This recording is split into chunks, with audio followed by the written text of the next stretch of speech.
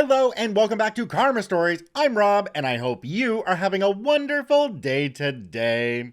Today I have a single story for you with 9 updates. Can you believe that? This one is submitted to us by a listener. It falls into malicious compliance, but also definitely falls into pro-revenge. I'd also like you to comment down below and let me know what other subreddits you think this one falls into, because there's a whole bunch of them that it could be under. Alright, let's just go ahead and jump right in. My husband told me to stop fixing his work girlfriend's projects, so I stopped. My husband called me jealous in a client meeting, not at home during an argument. He said it in our largest conference room with the Canyon home launch calendar projected on the wall and enough senior leadership present that nobody could pretend it was a private disagreement between two married people. The room went quiet in that awkward workplace way where everyone suddenly discovers an urgent reason to look at their laptop. Throwaway because several people at my agency use Reddit. I'm changing names, locations, dates, job titles, and most of the client-specific details. The work itself is close enough to explain what happened, but nobody should be able to identify the client from this. I'm Rachel. I work in traffic and production at a mid-sized creative agency. My job is to take whatever accounts and creative have sold and turn it into work that can actually be scheduled, designed, approved, printed, filmed, coded, shipped, posted, or canceled before it destroys 3 departments and somebody's weekend. My husband Matt is a senior creative director at the same agency. The company knows we're married. We disclosed the relationship when he was hired. We aren't in the same reporting chain, and neither of us supervises the other. For years, it worked reasonably well. There were occasional moments where work followed us home, but we usually managed to separate the two. Matt led creative teams, I handled production intake and scheduling. When he came home frustrated with an account, I listened. When I complained about impossible deadlines, he understood why they were impossible. Matt hadn't started at the agency with me. I had already been there for almost 6 years when his previous employer lost 2 major accounts and eliminated most of its creative department. A senior role opened at my agency a few months later, and Matt applied after asking whether I would be comfortable with it. I had concerns, mostly because agency work is intense enough without sharing a kitchen with somebody who knows exactly which meeting ruined your day. We talked through the obvious rules before he accepted the offer. We wouldn't use each other to bypass department heads. We wouldn't bring private arguments into meetings. If one of our teams had a legitimate problem with the other, we would let the person responsible answer instead of automatically taking our spouse's side. For several years, we followed those rules. There were times Matt disagreed with a production hold and supported creative's position. I disagreed with some of his staffing decisions. Those arguments stayed focused on the work, and neither of us used the marriage as leverage. People knew we were married, but after the first few months, it stopped being interesting. I think that history is part of why I kept doubting my instincts about Jenna. Matt had worked with plenty of women before her. He mentored young art directors, traveled with account teams, and attended dinners without me. None of that had ever made me feel threatened. I didn't want to become the wife who treated every female colleague as a danger because my husband was friendly with her.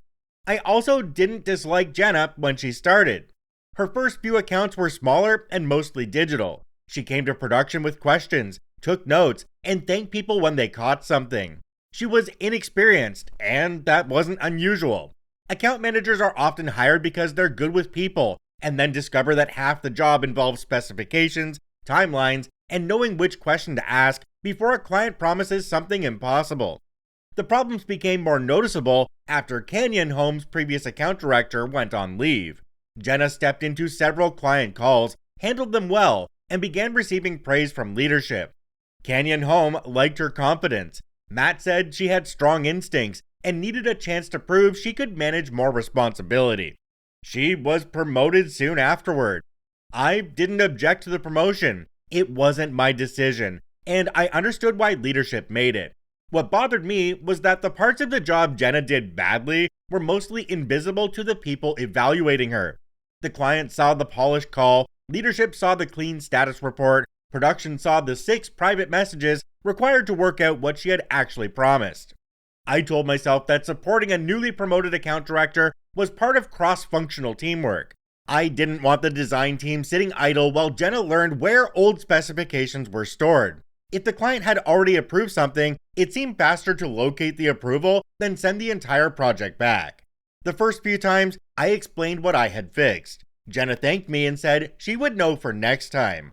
Then the same mistakes kept happening. Her requests also started arriving later. Instead of submitting work 2 days after the client call, she would wait until the deadline was close and mark the job urgent. By then, returning the ticket meant design lost time. Fixing it myself felt like the responsible choice. Matt reinforced that thinking. At home, he would ask whether I could help because his team was already stretched. Sometimes, he framed it as a favor to him rather than help for Jenna. He would say Canyon Home needed one small thing corrected before the morning, or ask whether I remembered which vendor had produced the previous campaign. I usually did remember. I usually fixed it. The arrangement worked well enough that nobody had a reason to examine it. Canyon Home received its materials, Matt's team avoided false starts, Jenna's status report stayed green. I felt useful, which isn't the same as feeling appreciated, but can be easy to confuse when you're busy. By the time the private label launch began, Jenna had been at the agency for about a year and a half. Her confidence had developed much faster than her project briefs. She was excellent in front of clients and could talk about a premium brand ecosystem or an elevated touchpoint without hesitating, even when she hadn't actually answered the question. The requests she handed to production were another matter. They arrived without final dimensions, usable specifications, approved copy, current product list, confirmed quantities, legal clearance, budgets, or realistic deadlines. Draft files were labeled final. Old campaign information reappeared in new tickets. A single sentence of client feedback would be pasted without the rest of the email chain that actually explained it. Someone had to turn that material into an actual job, and for months, that person was usually me. Agency production departments get used to solving those gaps. A request says print insert without a trim size, so somebody finds the previous version and calls the printer. A social video ticket refers to an approved script that isn't attached, so we search the shared drive and ask legal which version is current. A packaging project lists 24 products after the client approved 31, so we reconcile the spreadsheets before design builds the wrong set. Caught early enough, none of those problems look like a crisis. The work simply moves forward, and the broken briefs look as though it was complete all along. That was how Jenna came to look extremely organized.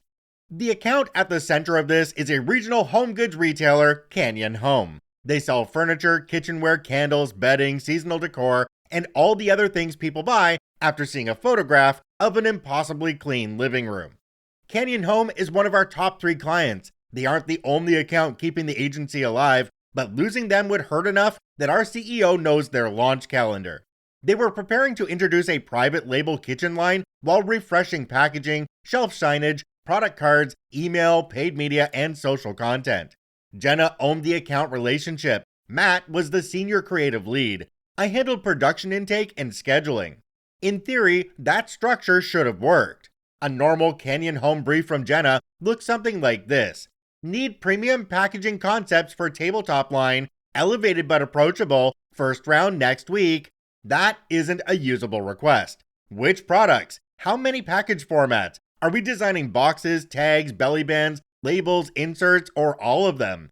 Are there existing die lines? Is the copy approved? Is the photography complete? Does the client want broad concepts or production-ready files? How many directions are expected? Jenna rarely supplied those details without being chased. For a long time, I chased her quietly. I searched through client folders, read old email threads, pulled vendor specifications, contacted account coordinators, and filled in the missing information before design saw the job. Matt used to appreciate it. Early in our time working together, he referred to bad briefs as brief roulette and told people in production saved his team from wasting days on guesses. Then, Jenna became his favorite person at the agency. At first, I assumed it was normal mentoring. Matt likes being the experienced creative person younger employees seek out. Jenna laughed at his jokes, praised his instincts, and treated every unfinished thought as if it belonged in a case study. Eventually, their messages started arriving late at night. His phone would light up with her name at 10 or 11. He usually turned the screen slightly away, which was subtle enough that he could deny doing it, but obvious enough that I noticed. They had private jokes from client dinners I hadn't known were happening. Matt started defending her during meetings before anybody had criticized her. If I'd pointed out that one of her tickets was incomplete, he answered for her. Once, while telling me about something that happened in the office, he called her Jen. Nobody at work calls her Jen. I asked whether something was happening between them. He told me I was becoming insecure and said Jenna relied on him because she was still growing into the account director role. I didn't have proof of an affair. What I had was a husband who guarded his phone, a coworker whose mistakes he protected, and an office full of people who had begun noticing how often they disappeared into the same meetings. The Canyon Home status meeting happened on a Tuesday morning. We were reviewing everything that needed to move before the private label launch. Packaging concepts, product cards, shelf signs, email assets, social videos, and paid ads were all sitting on a schedule with very little room for mistakes. Jenna had resubmitted several project tickets the previous afternoon. I reviewed them that evening because I knew what would happen if they reached design as written. The packaging request still had no final die lines, while the product card ticket listed 24 SKUs against the 31 in the client's latest email. Shelf signage quantities came from the spring campaign, including a location that had closed and omitting 2 newer stores. Elsewhere, the email ticket contained product names legal hadn't approved. The social video request pointed to an inaccessible approved script, and the print schedule used the date of the vendor quote instead of the deadline for final proof approval. I placed the affected tickets on hold and documented each problem in the project system. The notes were ordinary production notes, final die line missing, SKU count conflicts with current client list, legal approval not attached, and vendor proof date requires confirmation. Jenna opened the meeting by saying production had created unexpected friction in the launch. Diane, our COO, asked her to explain. Jenna said several jobs had been delayed over details that could have been resolved while the teams were already working. She described my notes as over-processing and made it sound as if I had turned routine questions into an investigation. I pulled up the packaging ticket and showed the missing die line. Jenna argued that creative could begin without it. That was partly true. Designers could sketch broad packaging directions before the final dimensions arrived. They couldn't build accurate layouts or confirm production timing. Nate, our senior production artist, made a quiet sound from 2 seats away. It might have been a cough. Nate has been in agency production long enough to recognize an argument based on a technicality. The meeting still could have remained a normal disagreement if Matt hadn't stepped in. He said production's job was to route and schedule work, not rewrite account briefs. Then he added that my corrections were making Jenna look disorganized. I told him the tickets were disorganized. That was when he made it personal. He didn't raise his voice. Matt rarely raises his voice in meetings. He used a calm tone that makes everyone else sound emotional by comparison. In my opinion, this is starting to feel less like production quality control and more like personal jealousy. Nobody moved. Diane looked uncomfortable but didn't stop him. Jenna stared down at the conference table. I could feel my face getting hot, which made me angrier because it gave Matt visible proof that the comment had landed. I told Diane that every hold was documented in the project system and that she could review the tickets herself. Matt continued explaining that Canyon Home had become difficult because production treated ordinary gaps like major investigations. Jenna was trying to manage a demanding client, and I was making the process harder because of my personal feelings. Diane did what executives often do when a meeting becomes personally uncomfortable. She converted the conflict into a workflow decision. She issued temporary direction for Canyon Home while leadership reviewed the intake problem. Production would stop reconstructing account briefs through private messages, old email threads, vendor calls, and undocumented corrections. If account submitted a ticket and creative approved it, production would evaluate only the information attached to the project. Missing inputs would be listed in the system and returned to the account owner. Legal approval, final dimensions, and required specifications were still blockers. Early concept work could begin without every detail only when the task was clearly identified as concepting rather than production. It wasn't a new company-wide policy. It applied to Canyon Home until leadership decided whether the process needed broader changes. Diane sent the instructions in writing after lunch. I saved the email in the account holder and printed a copy for my records. After work, Matt acted as if the meeting had been tense but otherwise ordinary. He came home around 7, put his laptop on the kitchen island, and asked what we were doing for dinner. I reminded him that he'd called me jealous in front of my coworkers. He sighed and said that wasn't what happened. According to him, he had said the process was becoming personal. Those were apparently different statements. I asked how the distinction improved what he had done. Matt said I was making the workplace awkward because of my feelings about Jenna. Then he began explaining how talented she was and how much pressure Canyon Home had placed on her. I asked whether he was having an affair. His reaction was immediate, but not useful. He said he wasn't participating in a ridiculous interrogation and accused me of using a professional disagreement to start a crisis in our marriage. I asked whether humiliating his wife at work counted as keeping our marriage out of the office. For a moment, he looked as though he understood he'd gone too far. Then he said, "At work, you're production, you're not my wife." I was standing at the sink. The water was running over my hands, and I remember looking down at them because I couldn't think of anything to say that wouldn't turn the argument into something worse. A few minutes later, Matt tried to soften the statement. He said we both needed to keep everything professional until Canyon Home launched. Fine. At 8:40 that evening, Jenna resubmitted the same product card ticket we had discussed in the meeting. None of the missing information had been corrected. The ticket said the copy was approved, but the attached document was marked draft. The product spreadsheet still contained 24 SKUs, while the client email listed 31. The specifications were from the previous campaign, and the requested proof date was still earlier than the vendor could support. Before that meeting, I would have searched the client drive, contacted legal, called the printer, corrected the specifications, and warned Nate before he started. Instead, I wrote, "Production can't route this as submitted, approved copy is not attached, SKU count conflicts with current client correspondence, specifications appear to be from the prior campaign, and the requested proof date is not supported by the vendor schedule. Returning to account owner under temporary Canyon Home intake direction." Then I closed my laptop.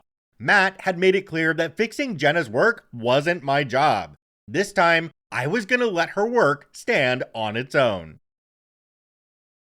Alright, OP has updated this one a bunch of times. Let's jump into the first update now. It says, Jenna messaged me privately at 8:37 the next morning. "Can you clean up the product card ticket so Nate can start? I'm in calls until lunch."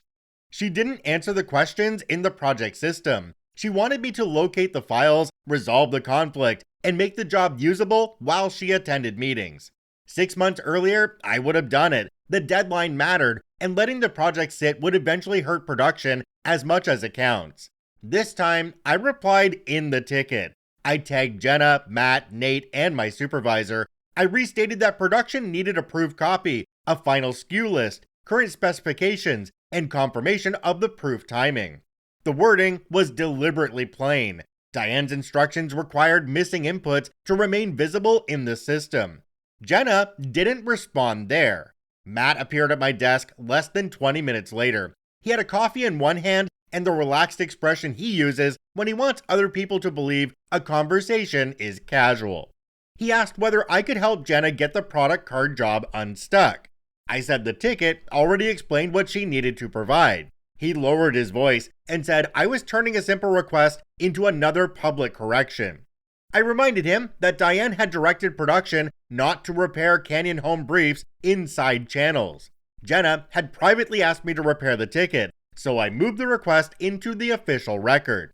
Matt waited for a moment as though I might offer to do it anyway. I didn't. He left without saying anything else. Nate rolled his chair toward my desk after Matt returned to creative. He asked whether he was allowed to open the ticket or whether touching it would create a legal event. That's the kind of joke Nate makes when a situation has already become uncomfortable. He doesn't like office drama, but he hates being asked to produce work from missing information. I told him to review the ticket and document whatever he required. He opened it, looked through the attachments, and said the file set wasn't ready for production. His comment in the ticket was more restrained. He wrote that production art couldn't begin until account resolved the SKU count, supplied approved copy, and confirmed the current card specifications. He also noted that the dimensions from the previous campaign wouldn't fit the new in-store display. Jenna finally replied around 11. She said the client expected first proofs by Friday and that production delays were threatening the timeline. The ticket had been sitting with accounts for weeks in various stages. One morning of production refusing to finish it had apparently become the reason the deadline was in danger. Diane responded around noon. Her message was polished, but it helped. She wrote that the temporary Canyon Home process was intended to make project ownership visible. If accounts needed to resolve an input, the issue should remain documented in the ticket. Production shouldn't fix the brief through private messages. Jenna attached a copy deck after that, but it was still marked draft. She added a comment saying the approved product list was coming shortly. Nate kept the job on hold. A little after 1, 3 different product spreadsheets appeared in the ticket. Their file names were some variation of Kitchen Line Final, Kitchen Line Final New, and Kitchen Line Use This. None matched the 31 product list in the client email I had seen the day before. Jenna asked whether production could compare them and determine which one was current. I replied that accounts needed to identify the approved client list before production used it. Choosing among conflicting client files wasn't production intake, it was account decision. Matt commented that the document marked Use This was probably the latest. Probably wasn't enough to build 31 printed pieces. The file metadata showed it had been created before one of the other versions, and it still contained only 26 products. I wrote that accounts needed to confirm the actual approved list with Canyon Home. Jenna eventually removed 2 of the spreadsheets and said she was waiting for the client to resend the correct one. The exchange took most of an hour, but it also proved why the new direction mattered. Before that week, I would have compared the files, searched the email history, and selected the version that seemed most likely to be right. If I chose correctly, nobody would know the ticket had contained 3 conflicting lists. If I chose incorrectly, production would own the mistake because my name appeared on the final upload. Another account manager stopped by my desk during the afternoon and asked whether the new intake rule applied to her accounts too. She sounded worried because she had 2 jobs entering production that week. I told her it was a temporary direction for Canyon Home only. Her projects would continue through our normal intake process unless leadership said otherwise.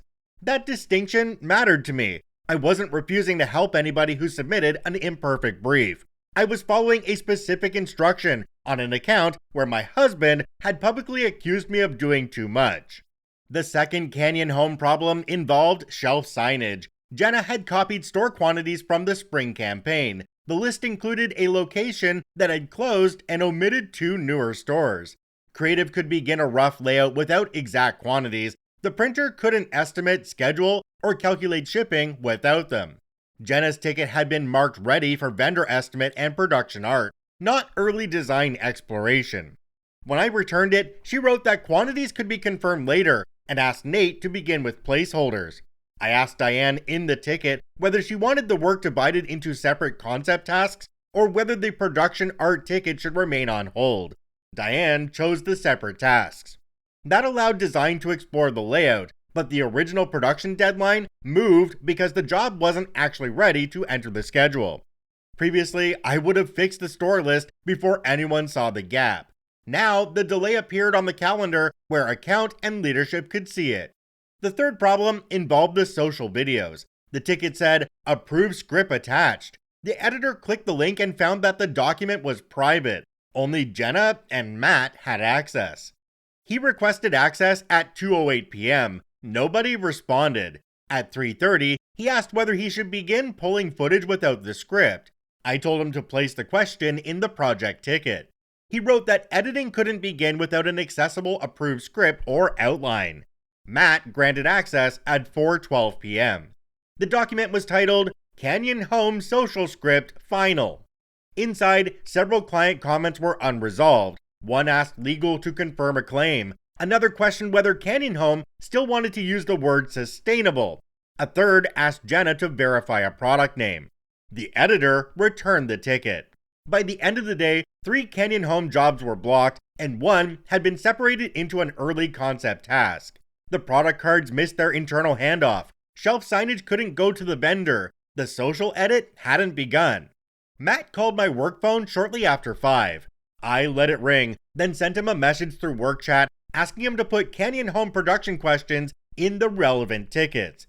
He called my personal phone next. I watched it ring until it stopped. A minute later, he texted one word. Seriously? ? I didn't answer. At 5:37 p.m., he posted in the Canyon Home channel asking production for a realistic path to preserve Friday's proofs. That was a proper work question in the proper location, so I answered. The product cards could recover if accounts supplied a proof copy, a final product list, and current specifications by 10 the following morning. Shelf signage could be estimated after the store quantities were confirmed. The social edit could start once the script was accessible and legal comments were resolved. Packaging concepts remained on track, but production dates couldn't be guaranteed without final die lines. Jenna reacted with a thumbs up emoji. It annoyed me more than a full reply would have, but I left it alone. At home, Matt barely spoke to me. He reheated leftovers and sat in the living room with his laptop. I slept in the guest room because I didn't want to have another discussion where every question about our marriage became an accusation against my professionalism. The following morning, Canyon Home had its regular status call. About 10 minutes into the meeting, their marketing manager asked why 3 launch items had changed from green to yellow overnight. Jenna said the team was tightening a few details before proofing. The client asked which details. There was a pause before Jenna said the SKU list and some copy approvals were being reconciled. The marketing manager sounded confused. She said those materials had already been sent earlier in the week. Diane joined the call after somebody messaged her. She asked Canyon Home to forward the latest approval email so we could compare it with the project system. The email arrived while we were still on the call. It contained 31 SKUs, not 24. 3 product names still had legal comments, even though Jenna's ticket described the copy as approved.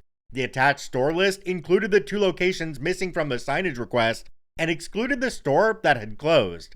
The client didn't yell. She asked why information her team had already provided wasn't reflected in our project records. Jenna said she had been consolidating input from multiple email chains and wanted to avoid overwhelming production with constant revisions. The marketing manager replied, "Rachel's team usually catches these things before they reach status." Hearing my name changed the atmosphere. Production usually attends calls to answer schedule questions. We aren't supposed to become evidence that the account process used to work.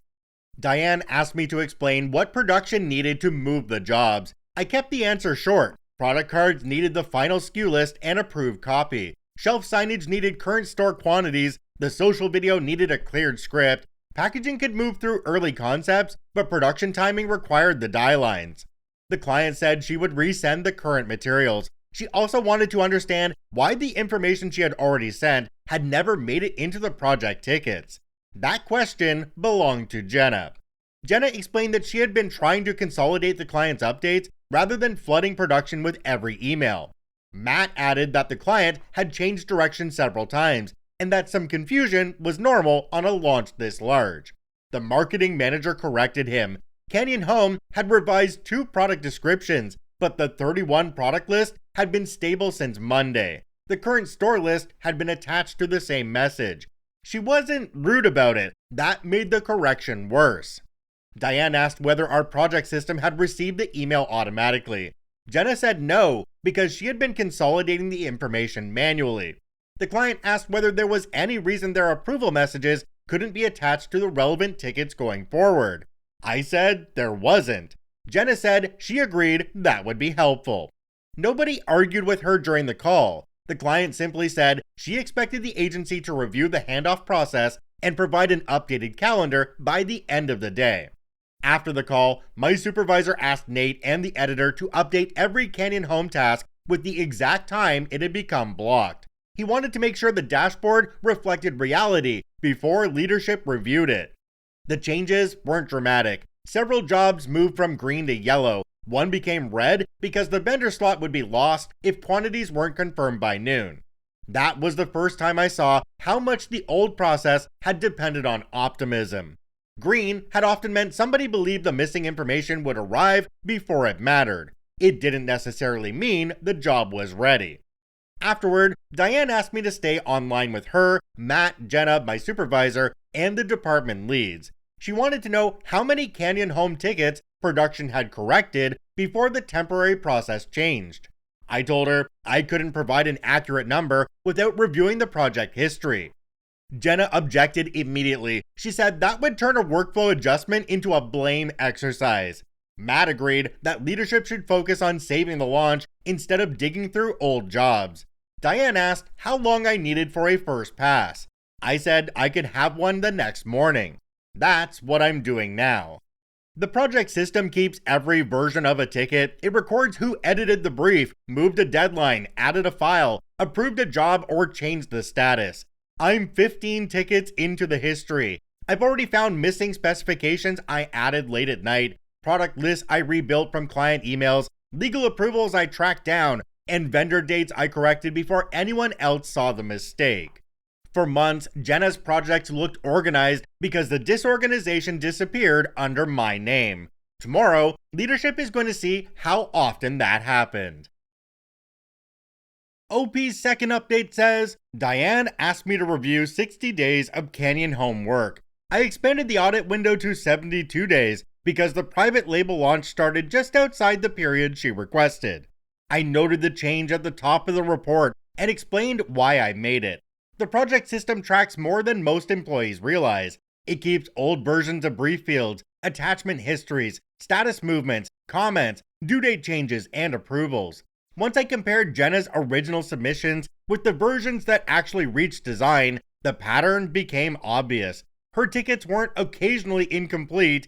Incomplete was the way she worked. She created a polished project title, added a broad description, and expected other departments to make the request usable. Sometimes I supplied the missing information. Sometimes Nate or another production artist noticed a problem and asked me whether accounts had stored the real files somewhere else. Vendors contacted me directly when Jenna sent requests without quantities or correct dates. One packaging ticket said, "Final dimensions attached." The attachment was a screenshot from a client presentation. It wasn't a die line or a specification sheet. I had searched the prior seasonal folder, found an old mechanical file, realized the new product was a different size, and contacted the vendor for updated measurements. Jenna's ticket history showed none of that context. It only showed the job moving from intake to design after I uploaded the correct files. Another ticket contained shelf signage quantities from the spring campaign. I had corrected them using the client's current store list and left a brief note about the updated location count. The signs shipped correctly. Jenna was later praised during a status meeting for managing a complicated rollout. Across the 72-day period, I found 15 tickets where I added missing vendor specifications, 9 where I chased legal approval, 7 with incorrect store counts or product lists, and 4 with dates based on the wrong milestone. The numbers alone didn't capture how much work sat behind them. One digital ad request used a product photograph Canyon Home no longer had rights to use. The licensing expiration was visible in the asset library, but Jenna had attached the file from an old campaign folder. I caught it while checking dimensions and replaced it before the ads were exported. The ticket later showed only that production had uploaded a newer image. Another project requested 200 shelf cards but included shipping instructions for 12 stores. When I checked the current rollout, there were 19 stores and 3 different quantity tiers. I contacted the printer, rebuilt the estimate, and prevented the agency from ordering the wrong number of pieces. A packaging proof had been scheduled using the printer's standard turnaround, even though the design included foil. The specialty finish added several business days. I changed the internal deadline, warned creative, and asked accounts to secure the client decision earlier. Jenna's status report later described the proof as arriving on schedule. There was also a rush fee I had quietly prevented. Jenna submitted final files late on a Friday and expected Monday proofs. The vendor quoted a rush charge. I found a production slot with another approved supplier and transferred the files before the original order was placed. Canyon Home never saw the fee. and finance never saw the avoided cost because there was no field for money production stopped us from spending. One social campaign was marked approved even though legal comments were still open. I remembered that job because I spent most of a Friday afternoon locating the client's compliance person while Matt messaged me from home asking whether I could push the project through before Monday. I also checked whether my own behavior looked different on other accounts. That wasn't part of Diane's request, but I knew the obvious response would be that I had treated Jenna more harshly because of Matt. I pulled a small comparison sample from 2 other account directors. Their tickets had holds too. I returned jobs when legal approval or final specifications were missing. And I corrected ordinary administrative errors when the answer was clear. The difference was frequency. On the other accounts, the same kind of missing information appeared occasionally and usually stopped after production pointed it out. On Jenna's Canyon homework, the same gaps repeated week after week. I added a short methodology note explaining the comparison. I didn't turn it into a second audit, but I wanted the report to show that I wasn't inventing standards for one person. My supervisor reviewed the draft before I sent it. He removed 2 phrases that sounded more interpretive than factual and asked me to distinguish between a correction that prevented certain failure and one that only reduced risk. For example, replacing an expired license image definitely prevented a rights problem. Moving a deadline might have prevented a delay, but we couldn't prove what would have happened otherwise. That level of caution helped. It also made the report feel less like mine alone. I kept the final version factual. Ticket number, original issue, person who submitted it, person who approved it, production correction, likely impact if the correction hadn't been made. The report was boring enough that nobody could reasonably call it a personal attack. Nate reviewed a few examples because his team had been affected by the missing information. He added short designer side notes showing where layouts had started with outdated product lists or had to be rebuilt after format details arrived. He was more careful than I expected. Nate hates bad process, but he hates being dragged into personal conflict more. The part I hadn't anticipated involved Matt's approvals. I expected to see him approving Jenna's work quickly. I didn't realize how often he approved it after production had already documented a blocker. One packaging ticket showed me requesting final dimensions, followed 2 minutes later by Matt approving the creative start. On a video request, Nate asked for an approved script. Matt replied that creative could interpret from the available direction. The same thing happened on a product card job. I flagged the SKU conflict and Matt approved the task with the comment, "Account has client context." I had seen the phrase before, so I searched the project history for it. It showed up in 7 Canyon home tickets. Every time, Jenna had submitted incomplete work. Somebody in production requested a specific missing input, and Matt approved around the request without making account provide the information. Sometimes, the creative team managed to begin broad work. Later, production found the missing answers and corrected the project before it reached the client. The report made the pattern look less like flexibility and more like a system based on the assumption that production would eventually finish Jenna's brief. While reviewing the ticket histories, I noticed time entries attached to several projects. Production has limited visibility into project time because we reconcile our own hours and vendor costs. I could see late client strategy sessions listed under Canyon Home that didn't appear to connect with any recorded client decision. One was a 3-hour strategy dinner with Matt and Jenna as the only agency employees listed. No client names appeared in the description. Another was an evening concept alignment block, also involving only the 2 of them. There were weekend entries that matched times Matt had told me he was working with a larger team. I remembered one Saturday because I canceled plans with my sister after he complained that I didn't understand how much pressure he was under. The entries didn't prove anything about the affair I suspected. They also didn't automatically prove billing misconduct. Creative directors and account directors can have legitimate working dinners. Internal work can be billed to a client project when the contract allows it. People also choose the wrong time code because they're entering a week's worth of hours at 5 o'clock on a Friday. Billing wasn't part of the audit Diane assigned me. I took the entries to my supervisor before doing anything else. He told me not to investigate them. He asked me to export only the items I encountered during the ticket review. Note why they appeared disconnected from documented project activity and send them to finance separately. That was important. I didn't want to look like I had used a production audit to search through my husband's movements. At 10, I sent the ticket report to Diane and my supervisor. Diane replied 12 minutes later. Please join me at 11:30. Laura, our CEO, was in the meeting with Diane and my supervisor. Laura doesn't usually attend process discussions. Canyon Home, being one of our largest accounts, explained her presence, but seeing her there still made my stomach drop. Diane had printed the first several pages of the report and highlighted portions. Laura asked how much of Jenna's work production had been correcting. I said I couldn't express it as a reliable percentage. I explained the recurring issues: specifications, product counts, legal approvals, vendor deadlines, store lists, quantities, and undocumented client feedback.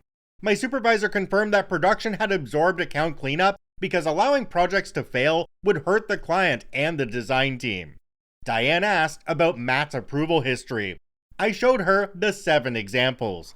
I didn't speculate about why he did it. I said the approvals reduced the visibility of account-side blockers and allowed work to appear ready when production still lacked required information.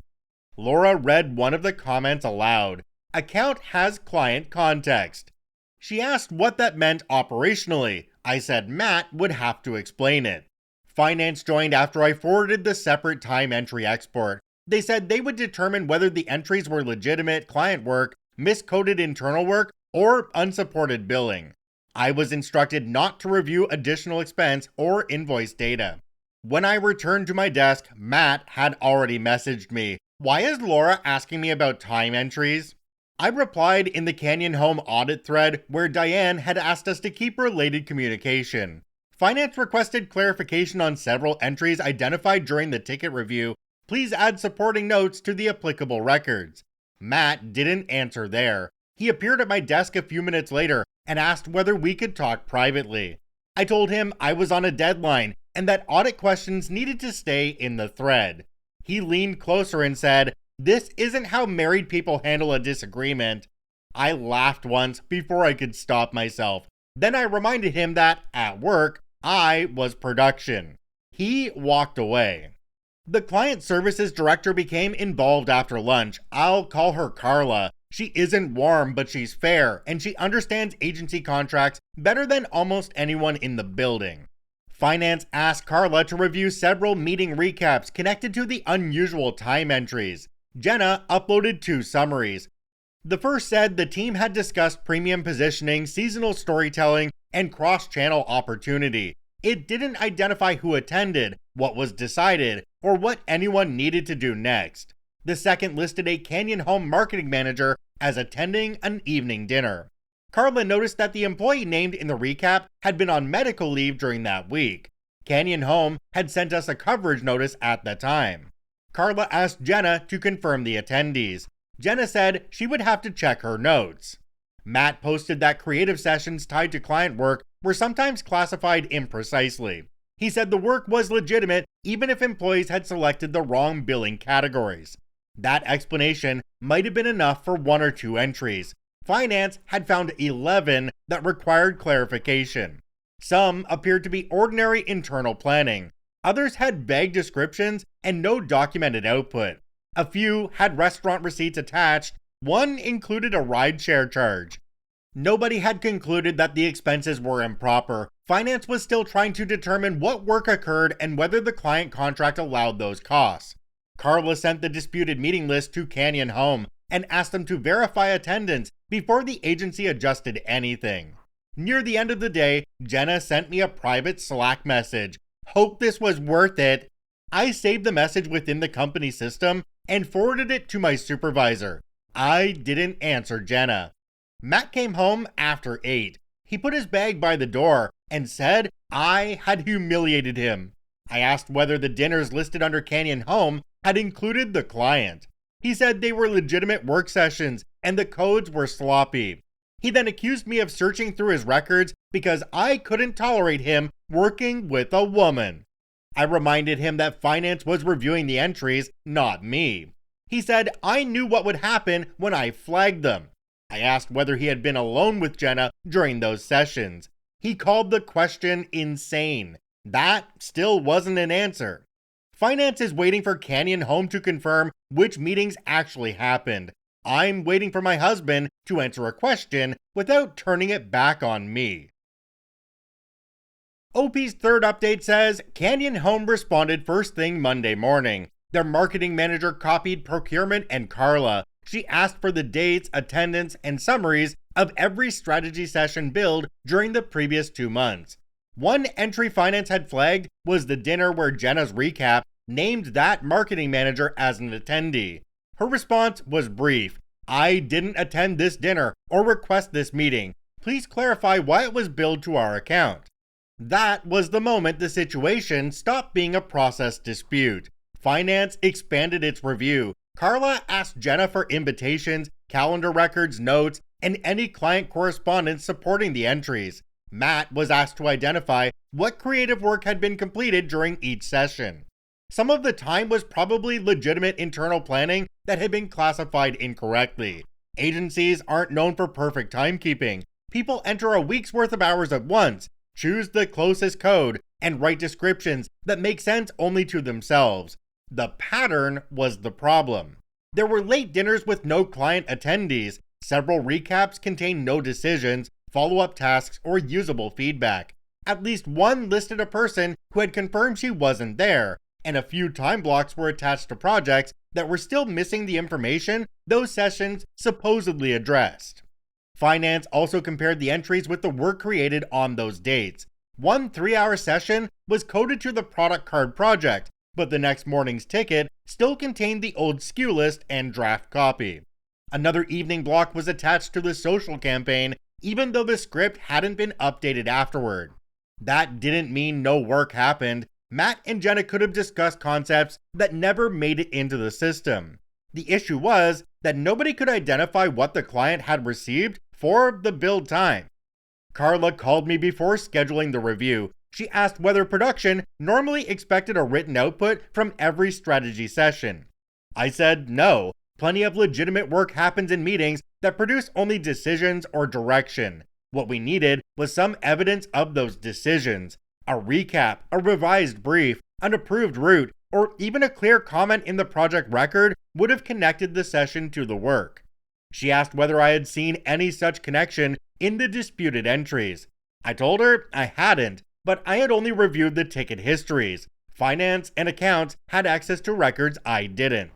Carla thanked me and ended the call without offering an opinion. That was typical of her. She rarely told you what she thought until she had enough information to defend it.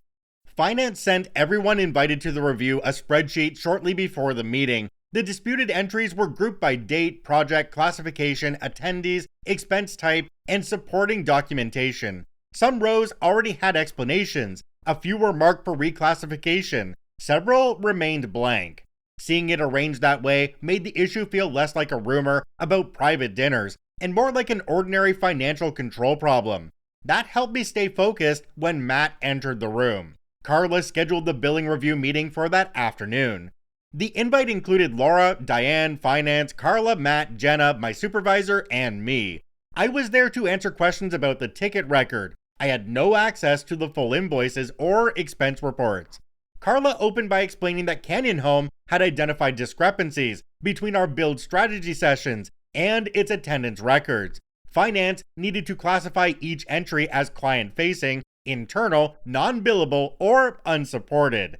Matt spoke first. He said creative development often happened outside normal office hours and didn't always include the client directly. He described the issue as inconsistent time coding rather than improper work. Parts of that explanation were believable. Internal creative development can absolutely be tied to a client account. Carla asked why those sessions had been entered as client strategy rather than internal creative development. Matt said the available categories weren't always clear. Carla asked why one recap named a client attendee who hadn't been present. Jenna answered that the name may have carried over from an earlier meeting template. She admitted that the recap was sloppy, but insisted the work had occurred. Laura asked whether other recaps had been created from templates without being reviewed. Jenna said she needed to check. When the discussion reached the product card project, I explained the ticket history. Production had flagged missing approved copy, conflicting product counts, unresolved legal comments, and outdated specifications. Matt approved the creative start after the production note appeared. The task was categorized as production art, not exploration. Matt said the creative team had enough direction to begin. Carla asked whether the task requested early exploration. It didn't. Jenna said the project system couldn't capture every hallway conversation, quick call, or informal alignment involved in a fast-moving launch. My supervisor replied that production couldn't schedule decisions it couldn't see. Finance recommended freezing further Canyon Home billing adjustments until classification review was finished. Laura approved the recommendation and told Carla to prepare a client response that acknowledged the problem without speculating about individual employees. Nobody used the word fraud. Nobody mentioned an affair. The room still understood that the agency had a client problem, a billing problem, and potentially an employee conduct problem. After the meeting, Matt messaged me privately. "We need to talk." I replied in the audit thread and asked him to place work questions there. He came to my desk anyway. He kept his voice low and said I was escalating ordinary agent mistakes into a personal attack. He wanted me to stop making everything public. I told him Canyon Home records had to remain in the approved channels. He said, "Rachel, I'm still your husband." That was the first time he had tried to use the marriage at work since telling me I wasn't his wife there. I said, "Then don't ask me to hide work conversations." His expression changed, but he didn't answer. He returned to his office and closed the door.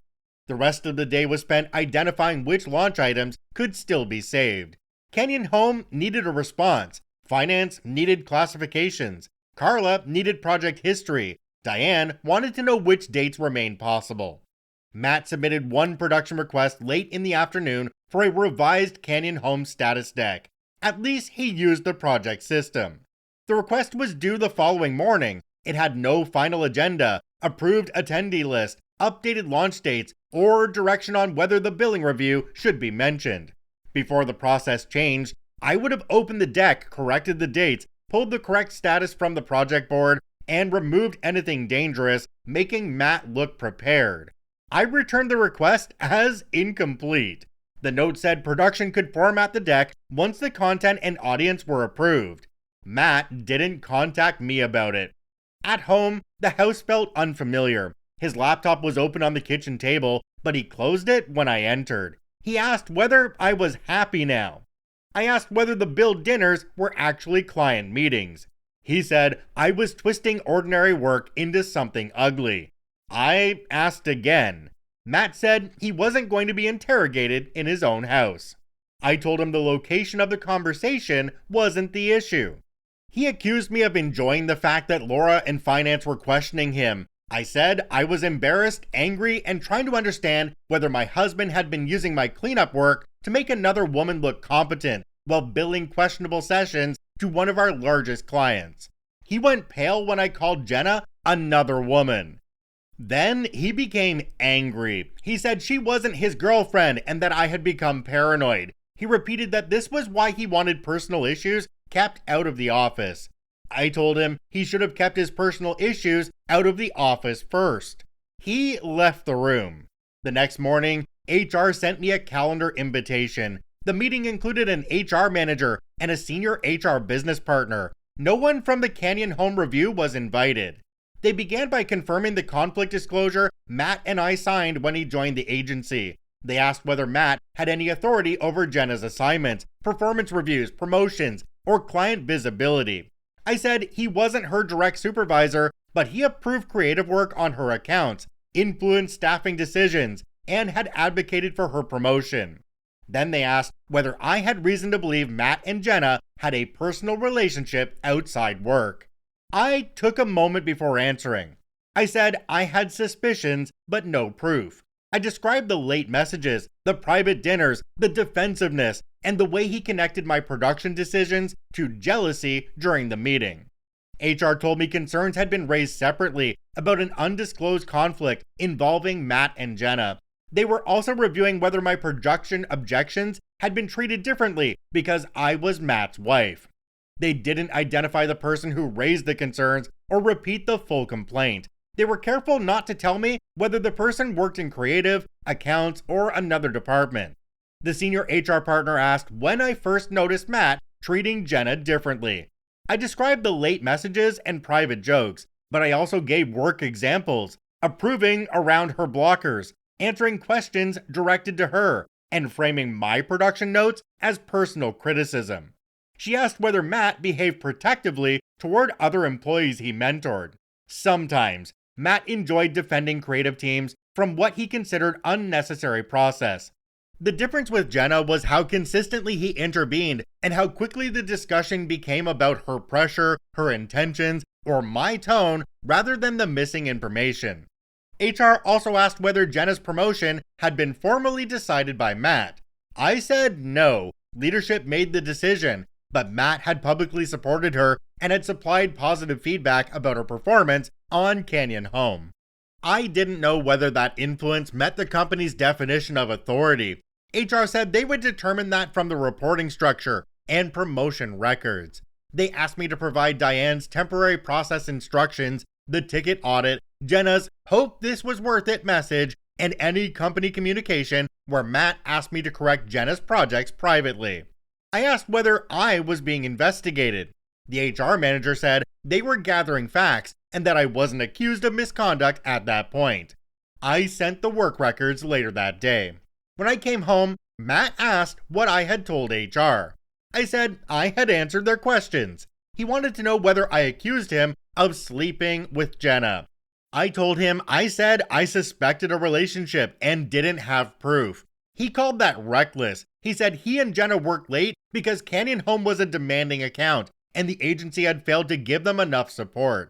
I asked whether he was having an affair. He looked away before saying he wouldn't answer a question framed as an accusation. I slept in the guest room again. HR asked about my marriage because someone else had already noticed the conflict. I still didn't know who.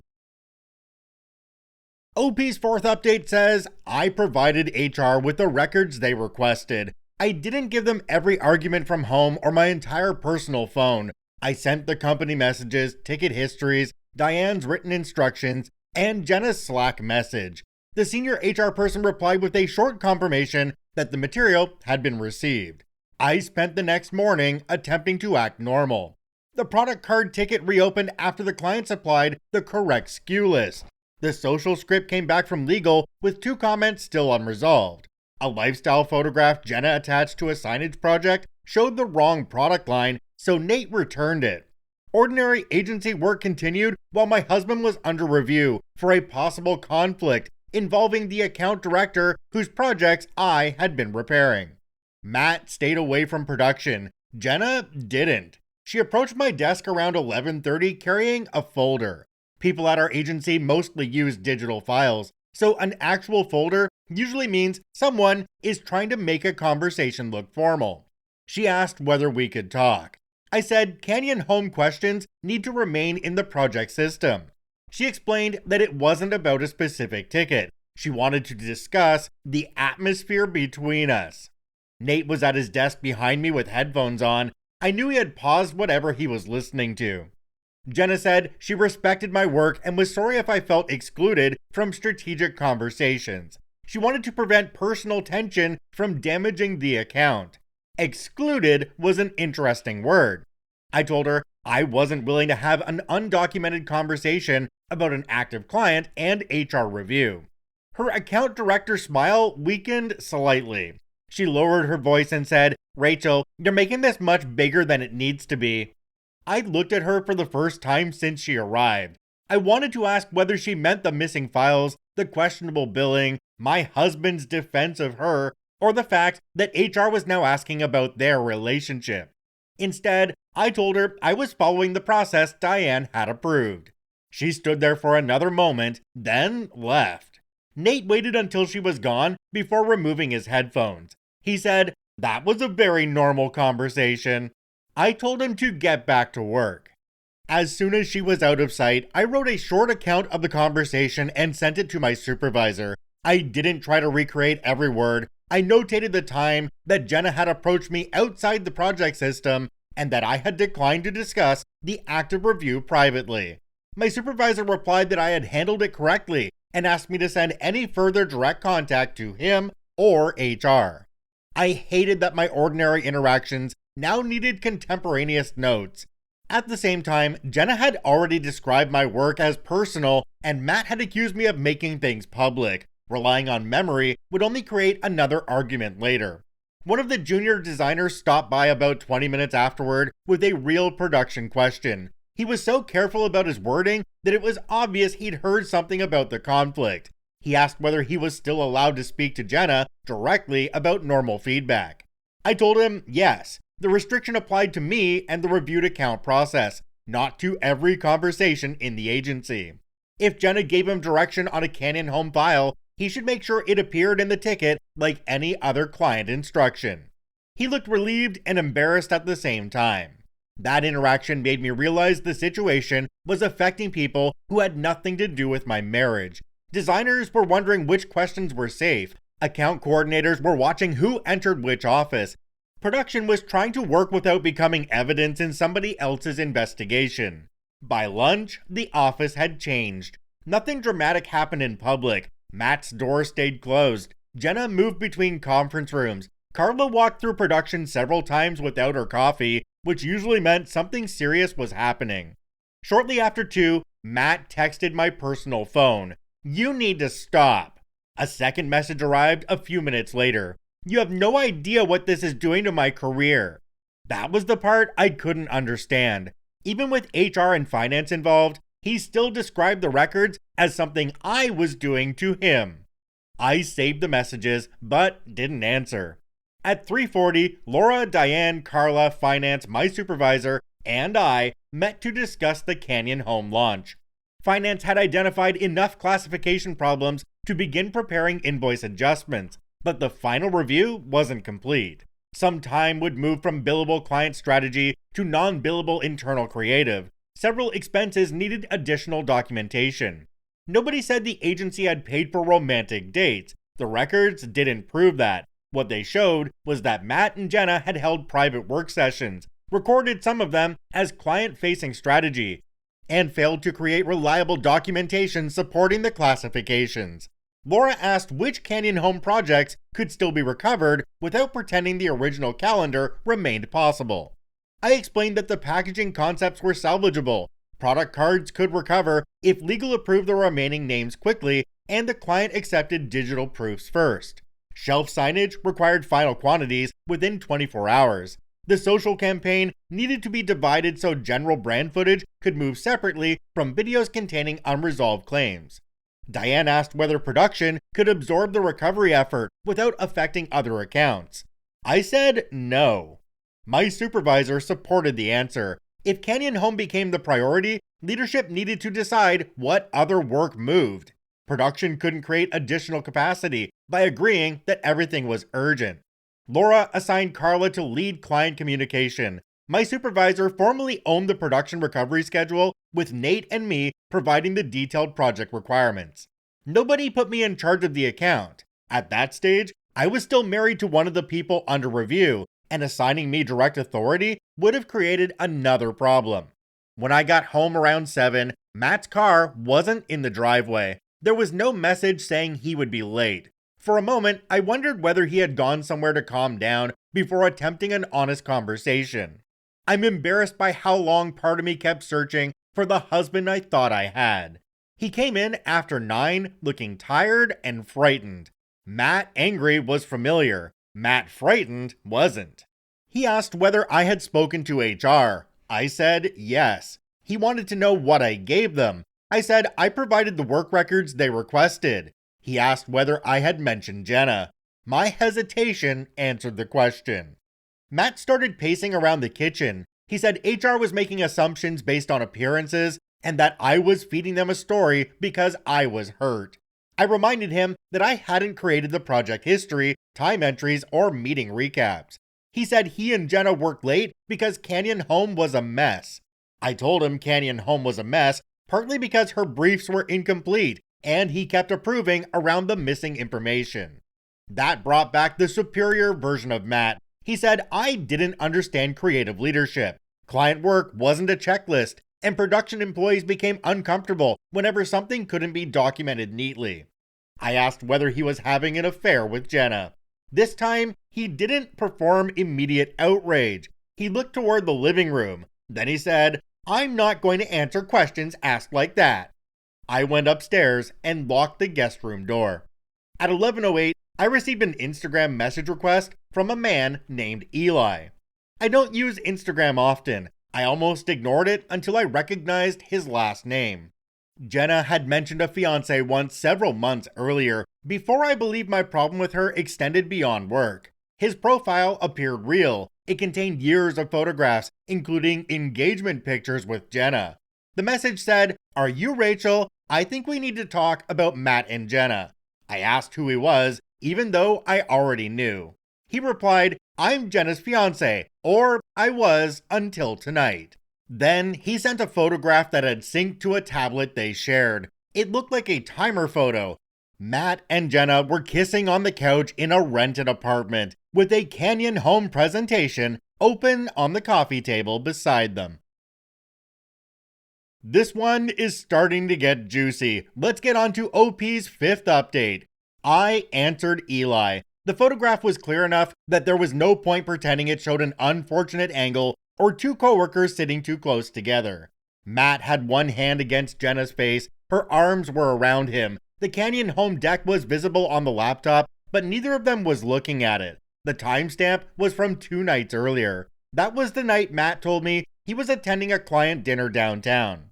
Eli said Jenna claimed she was traveling to meet an out-of-town vendor.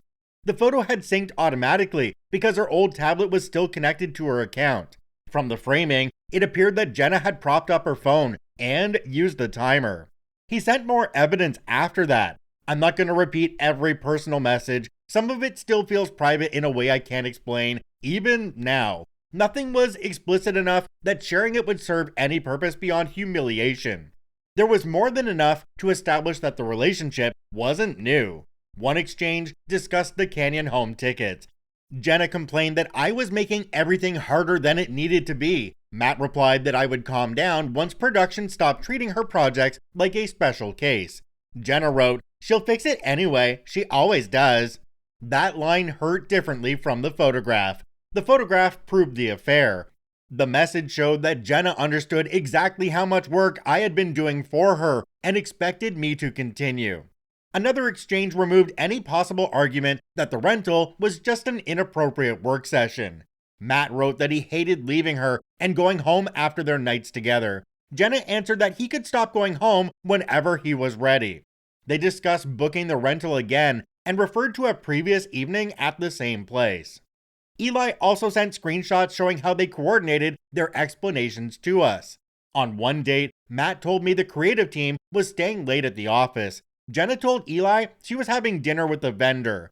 Their messages to each other discussed meeting at a restaurant first and going to the rental afterward. I recognized the date because Matt had asked me that afternoon to review a Canyon Home deck before I left work. I fixed several dates, replaced an outdated vendor note, and sent it back while he was supposedly preparing for the team session. That detail made me feel almost as sick as the photograph. I had helped him finish the work he used as cover to meet her. Eli asked whether I wanted every screenshot. I said no, then changed my mind and asked him to preserve everything without sending the most personal material unless my lawyer needed it. I didn't want to spend the night reading months of their relationship, one message at a time. He agreed. He created copies of the synced files and wrote down when and where he had found them. Neither of us knew whether that would matter legally, but it seemed better than allowing the evidence to disappear if Jenna disconnected the tablet. I asked whether Jenna knew he had contacted me. He said she knew he had discovered the photograph, but had left the apartment before he finished checking what else had synced. He hadn't told her he found my account, or sent me anything. For a few minutes, neither of us knew what to say. We had both spent months being told that ordinary questions proved we were insecure. Now we were speaking to the only other person who understood the exact pattern. I called Eli because continuing through text felt unbearable. He sounded exhausted rather than angry. He said Jenna had become guarded with her phone during the summer. There were more work dinners, last-minute evening sessions, and occasional overnights tied to Canyon Home. Whenever he questioned the schedule, she accused him of insecurity and said he didn't understand the demands of agency work.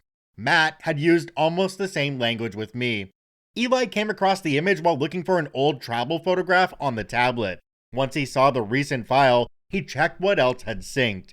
He said he didn't know whether he wanted to send anything to our agency. He didn't work there, and he didn't want to become involved in an internal billing dispute. He contacted me because he believed I deserved to know. I thanked him, although the words sounded ridiculous under the circumstances. We agreed not to access devices or accounts that didn't belong to us. Eli would preserve what had already synced to the shared tablet. I would speak to an attorney before deciding what material to give to HR. I slept for about 2 hours. Before work, I called a divorce lawyer from my car. It felt absurd to move from arguing about project tickets to discussing marital assets within the same week. The lawyer was practical, which was what I needed. She told me not to empty accounts or destroy anything, or turn myself into an amateur investigator. She asked whether Matt and I owned the house together, whether our pay went into joint accounts, and whether either of us depended financially on the other. She also told me to download statements for accounts I was already authorized to access and keep them somewhere secure without moving money or changing passwords. I asked whether the affair evidence mattered in the divorce. She said that depended on the jurisdiction and the financial facts. The photograph mattered emotionally and might matter if marital funds had been spent, but she didn't want me making decisions based on the idea that proving adultery would automatically control the settlement. That answer was less satisfying than I wanted, and probably more useful. The workplace evidence was a separate issue. If Matt's relationship had affected my employment or involved retaliation, HR needed to handle it through company channels.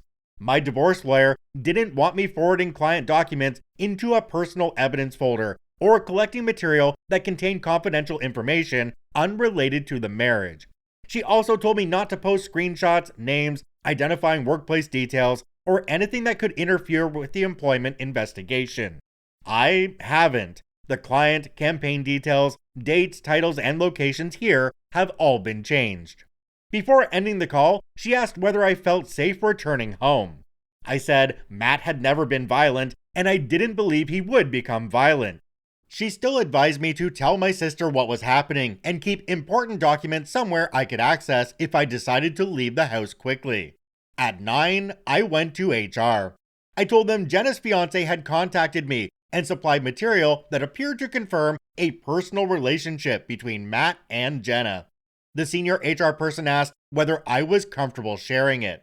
I gave them the work-related items, the rental image with the Canyon Home presentation visible, the exchange about the project tickets, and the message where Jenna said I would fix her work anyway. A small portion of the romantic conversation established that this was an ongoing affair rather than a friendship that had crossed a line once. The rest of the personal messages stayed with my lawyer. HR wasn't handling my divorce. Watching 2 HR employees read those screenshots was one of the worst parts of the entire experience. They remained composed, but I could see the moment they reached the message about me fixing everything. They asked whether Matt had directed me to help Jenna outside the usual process. I showed them company messages where he sent after-hours deck links, asked me to make briefs less messy, and requested that I avoid documenting Jenna's mistakes publicly because she was under pressure. There were also messages asking why I couldn't add missing vendor information myself since I knew the printer. Some requests had happened verbally at home, and I couldn't document every one. HR focused on the company records. They asked whether I wanted to continue working on Canyon Home. I didn't know how to answer immediately. Part of me wanted to walk away and let the account fail without me. The problem was that Nate, my supervisor, Carla, and several designers would absorb the damage. Canyon Home hadn't done anything to me. I said I could continue if all communication went through official channels, and I wasn't required to report to Matt or repair Jenna's work privately. HR placed temporary controls that afternoon. Matt was removed from creative approval on Jenna's projects while the investigation continued. Jenna wasn't permitted to contact me directly about production. Carla became interim client services lead for Canyon Home, and my supervisor formally owned the recovery schedule. All Canyon Home communication had to remain in the project system, or include Carla and my supervisor. Diane called me into her office to explain the boundaries. She emphasized that the controls weren't final findings. They were meant to protect the client, the employees involved, and the investigation. Before I left, she said she had initially believed the issue was mostly process. I told her I knew.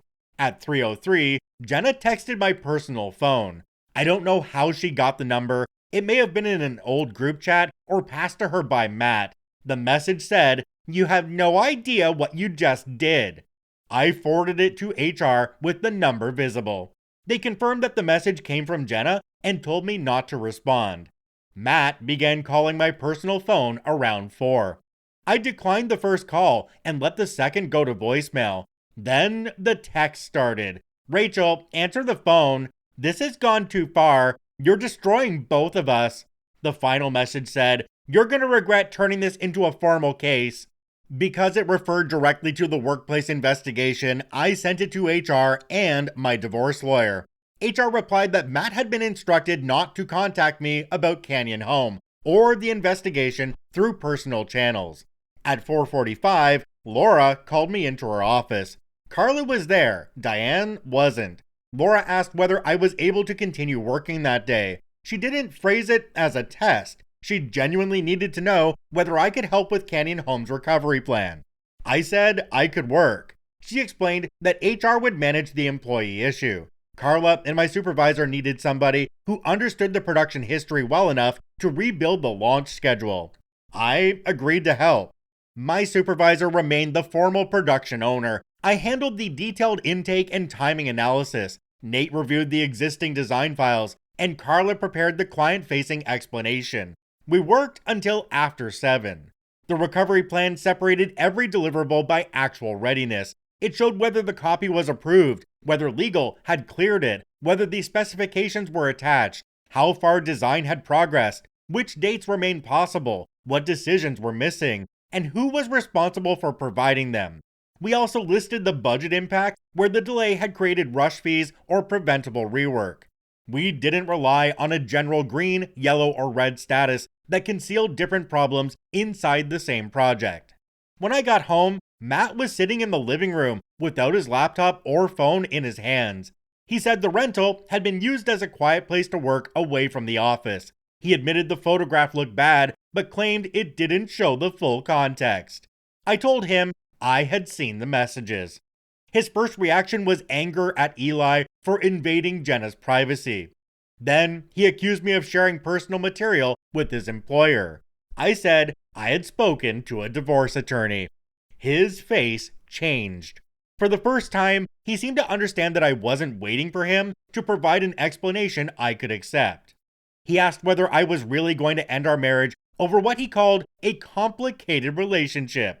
I said the relationship wasn't complicated, it was hidden. Matt said he had made mistakes, but that I was allowing work to turn those mistakes into something permanent. I reminded him that the affair existed before the audit. He packed a suitcase and left before midnight. The Canyon Home recovery plan was due at 9 the next morning. I went back upstairs and finished checking the vendor dates. Okay, he knows, she knows. Let's see where this goes. OP's update number 6. We submitted the recovery plan at 9:04. My supervisor's name appeared at the top as the formal production owner. I had built most of the detailed status sections. Nate evaluated which files could be salvaged, and Carla converted our internal notes into language suitable for the client. The document wasn't attractive. That was intentional. Jenna's schedules had always looked clean from a distance. Everything had a confident title and a green status until somebody opened the project and discovered that half the required information was missing. Our recovery plan showed the actual condition of the work. Every deliverable sat in one of three categories: ready to move, blocked by a name approval or specification, or recoverable only through a date or scope change. Where a full launch was no longer realistic, we included split wave options instead of pretending one deadline still applied to everything. Laura, Diane, Carla, Finance, my supervisor, Nate, and I reviewed the plan that morning. Matt and Jenna weren't invited because of the temporary controls. Finance asked how many additional hours the recovery would require. We provided the real estimate, including time already lost to rework. Diane looked unhappy. She didn't challenge the number. Carla said Canyon Home had agreed to review a recovery proposal rather than terminate the account immediately. They wanted an adjusted invoice, a revised launch calendar, a written explanation of the approval process, one client services contact, and one reliable production status contact. After the recovery meeting, HR asked me to come upstairs. The room was smaller than the one they used previously. No windows. A senior HR partner and another manager were waiting. They told me that Matt and Jenna had both given statements involving accusations about my work. Matt's position was that I used production controls to embarrass Jenna after becoming suspicious of their friendship. Jenna said she had become afraid to ask me questions because I corrected her publicly and treated her projects more harshly than any account director's work. HR asked whether I intentionally delayed Canyon Home work for personal reasons. I asked whether they meant before or after Diane's temporary process change. They said both. Before the change, I repaired Jenna's tickets more often than I held them. After the change, I returned incomplete work through the project system exactly as instructed. I told them they didn't need to accept my interpretation. The timestamps showed what I did. The HR manager opened the project history. We sat there while she scrolled through months of work. The history showed late night entries where I had added print specifications, transferred client comments into the project record, and corrected product counts before design started. Other tickets showed me waiting on legal or replacing an outdated store list. None of it looked dramatic by itself. Together, the entry showed that I had repeatedly done the opposite of sabotage. I had made Jenna's work move. After reviewing several tickets, the HR manager said the pattern before the process change didn't support the claim that I intended to block her projects. Then they examined what happened afterward. My notes were shorter. Jobs remained incomplete until accounts supplied the required material. I used the same categories Diane identified in her written instructions. HR asked about Matt's phrase, "account has client context." They had compared his comments across different account directors. Matt used plenty of vague creative director language everywhere. That was part of his normal communication style. The exact phrase appeared disproportionately on Jenna's Canyon Home projects after production raised blockers. The comparison also showed that he behaved differently when other account directors submitted incomplete work. On one unrelated account, he agreed with production that the job couldn't begin until the client supplied final copy. On another, he asked the account lead to revise the brief before creative accepted it. With Jenna, he usually treated the same questions as obstacles his team could work around. HR asked whether there were legitimate reasons for that difference. Canyon Home was larger and moved quickly. Jenna may have had more direct client contacts than some of her peers. I said both things were possible, but neither explained why the missing information repeatedly failed to reach the project record. The HR manager asked whether Matt's approvals had ever caused production to violate a legal or safety requirement. Not that I knew of. We had stopped work when legal approval, licensing, or required specifications were missing. The problem was the pressure to begin before those controls were satisfied, and the expectation that production would resolve everything later. That distinction mattered. I wasn't claiming Matt had ordered us to print an illegal claim or knowingly distribute unlicensed photography. I was saying he made it easier for Jenna's incomplete work to pass through the early stages, and harder for production to identify the source of the risk. It functioned as a shortcut. Production requested information, Matt approved the work without it, and Jenna's project appeared active until production eventually found the answer or absorbed the rework. HR asked whether Matt had requested that I fix Jenna's projects at home. Yes. Sometimes he sent a deck link after hours and asked me to make it less messy. Sometimes he asked where vendor specifications were stored or whether I could clean up a status report before Diane saw it. Not every request felt inappropriate at the time. He was my husband. Spouses help each other. The problem was how often the help involved Jenna's account and how rarely my contributions appeared in the project record. I forwarded the company messages I had. HR also reviewed Jenna's personal text. They asked whether she contacted me again outside the approved channels. She hadn't. Matt had, but his later messages were personal arguments about the marriage rather than direct project instructions. HR already had the ones referring to the investigation. The meeting ended with another reminder not to discuss the case inside the agency. When I returned to production, Nate had left a coffee near my keyboard. He said it was from the cafe downstairs and therefore only slightly more expensive than printer toner. I thanked him and went back to the Canyon home schedule. The formal client recovery call was scheduled for Monday morning. Carla wanted finance's preliminary classifications, the revised dates, and the proposed intake controls ready before we face Canyon home again. I spent the rest of Friday checking the schedule against vendor emails and actual approvals. The calendar was ugly, but every date on it could be defended. That was more than I could say for the polished version it replaced. On to OP's 7th update. Nothing changed officially over the weekend. Matt stayed elsewhere, and communication about the house went through my lawyer unless it involves something immediate. At 8:15 Monday morning, HR removed Matt and Jenna from Canyon home while the investigation continued. They were instructed not to participate in the account or contact anyone on the recovery team about it. Only after that did Laura ask me to serve as temporary production lead. Carla still owned the client relationship, and my supervisor still controlled staffing and my workload. I wasn't supervising Matt or Jenna. My job was to review intake, maintain the production schedule, and report the real status. I agreed. The Canyon home recovery call took place at 9:30. I arrived early enough to open the schedule, decide it looked terrible, close it, reopen it, and remind myself that a truthful, ugly plan was better than the polished fiction we had been using. Carla led the call. Laura joined from her office. Diane attended but mostly listened. My supervisor sat beside me in the conference room, and Nate was available if the client needed detailed answers about the existing design files. Canyon Home had its marketing manager, operations lead, and procurement representative on the call. Nobody sounded pleased, but they also didn't sound as if they had joined only to terminate the relationship. Carla acknowledged the problems without delivering an extended agency apology. She said we had reviewed the launch work, identified gaps in the internal handoff process, and rebuilt the schedule around confirmed information rather than assumptions. Then she handed the production section to me.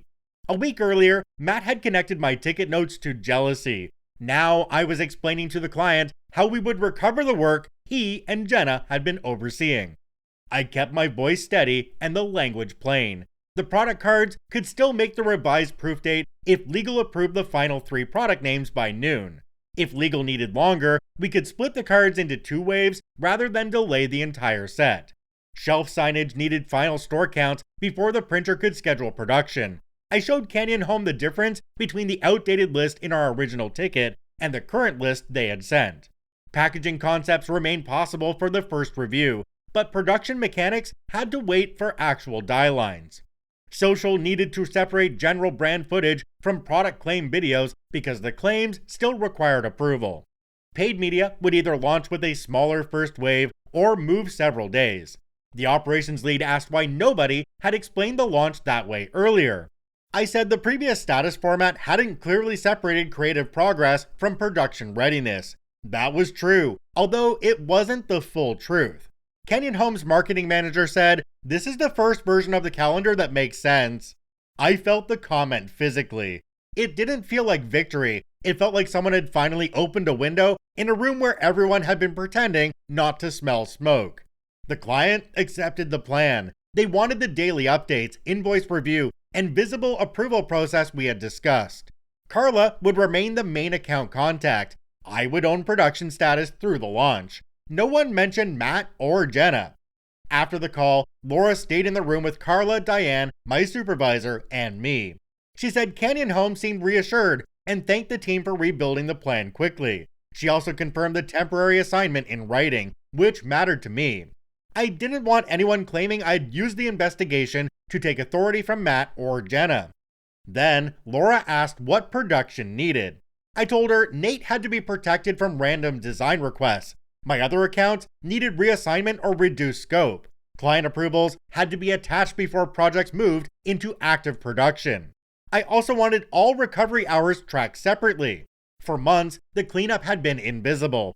If leadership wanted to understand what happened, it needed to see what repairing the account cost. Laura agreed. By noon, everybody at the agency knew something had changed. There wasn't a dramatic announcement. Official notes used phrases like temporary account structure, client recovery, and clear ownership.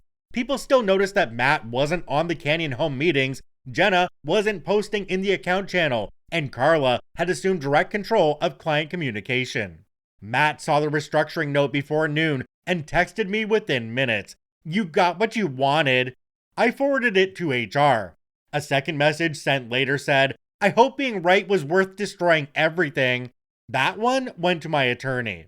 The first daily status email went out at 3:58. Product cards, 2 names approved, 1 pending. Shelf signage, current store list attached, vendor estimate in progress. Packaging, concept review on track, production specifications outstanding. Social, split approach recommended, client decision required. Canyon Home responded 13 minutes later with approvals on 2 items and a clear question on the third. It was the type of response you get when the client believes the status report describes reality. The recovery still wasn't easy. The printer had held a tentative slot for the product cards, but only until the following afternoon. If legal missed the revised deadline, Canyon Home would lose the slot and the cards would arrive after the first stores had already reset their displays. Carla asked the client to approve a split shipment. The stores opening first would receive the cleared cards, and the remaining locations would receive the second wave once the final product name was resolved. Procurement disliked paying for 2 shipments, but the alternative was delaying every store. The backup creative director assigned to Canyon Home also needed time to understand work he hadn't developed. He asked reasonable questions about why certain layouts had been chosen and whether the client had approved the visual direction. For once, the answers were easy to find because Carla attached the actual client approvals. Nate discovered that one packaging concept used a photograph from the old product line. It hadn't reached production yet, so replacing it cost a few hours rather than forcing a full rebuild. Under the old status system, the concept would still have appeared green because creative had completed a layout. Under the recovery plan, it stayed yellow until the current image was approved. Those details filled most of the day. Nothing exploded, but every decision required somebody to make the choice visible. The process felt slower at first because we were documenting work that had previously happened in private messages. In reality, we were spending less time arguing about what had been decided. Nate left a sticky note on my desk that said, "No fog machine." I kept it. The work went better than expected. My personal life didn't. At 3:15, Matt tried work chat and wrote that he needed to review Canyon Home's creative direction. I replied in the project channel and tagged Carla. Please route Canyon Home creative questions through Carla while the temporary structure is active. 11 minutes later, Matt responded, understood. That afternoon, HR asked me to confirm that he had contacted me about the account after the temporary restrictions were put in place. I showed them the messages. They reminded me that he wasn't supposed to participate in Canyon Home work or contact me directly about it. Jenna stayed offline. Her profile remained visible, but her status was inactive, and she had no scheduled client meetings. After work, I went home to find that Matt had taken more clothes. The closet wasn't empty, but the missing hangers made the separation feel more real than the lawyer call or HR meetings had. I called my sister. She knew something was wrong before I finished saying hello. I gave her the short version. My husband had been having an affair with a coworker. HR was involved because the relationship affected account approvals and my work. I had spoken to a divorce attorney. My sister asked whether I wanted her to come over or whether I wanted to stay at her house. I said I didn't know. She told me those were the available options. I packed a bag. Not everything, 2 days of clothes, toiletries, chargers, my work laptop, and the folder my lawyer told me to keep. I sent Matt a text saying I would be at my sister's for a few days and that household questions should remain in writing. He replied, "Running away now?" I left it unanswered. My sister opened the door wearing pajamas. She had food on the way and a glass of wine waiting. That was the first night I cried properly. Not controlled tears in the guest room. I stood in her entryway with one shoe still on and cried hard enough that I couldn't explain anything. She took my bag and waited until I could breathe. The following morning, the recovery plan began showing results. Legal approved 2 product names and rejected 1. Because we had prepared the split wave option, the rejected name didn't kill the entire proof date. Nate pushed the first group forward. The signage vendor confirmed revised quantities. The packaging team received enough direction for the concept review. Social remained complicated, but it was honestly complicated rather than falsely green. Canyon Home's marketing manager replied to the daily update with, "Thank you, this is clear." That was more satisfying than any praise from leadership. Later that morning, Laura and Carla held a short client call about the billing review. I attended only to classify production hours as normal work, client-driven changes, or preventable rework. Some rework was ordinary. If legal rejected a product name after design started, rebuilding the asset was part of the process. Other rework resulted from bad intake. If a layout used old product names, even though Canyon Home had already sent current ones, the time was preventable. I answered carefully. The procurement representative asked whether production had made similar corrections on prior campaigns. I said production had often corrected issues before they reached the client, but those cleanup hours hadn't been tracked separately. Canyon Home requested that they be tracked going forward. Laura agreed. Diane sent me a message afterwards saying I had handled the call well. I replied with a simple thank you. Diane wasn't the main villain in this story. She had handled the first meeting badly and treated invisible cleanup as unnecessary friction. She was also now responsible for explaining why the process she approved had exposed a much larger problem. By mid-afternoon, HR called Matt into another meeting. He remained there for almost 2 hours. I knew because his office was visible from the hallway near the production printer. I had legitimate reasons to use the printer. I may have also walked more slowly than usual. When he returned, his face was blank. Matt is charming when he feels in control, and sharp when he feels challenged. Blank means he's concentrating on not showing the wrong thing. He went into his office and shut the door. 20 minutes later, Jenna entered through a side door with an HR employee. She didn't go to her desk. They went directly into a conference room. Nate appeared near the printer and asked whether we were pretending not to notice. I told him yes. Neither of us did it very well.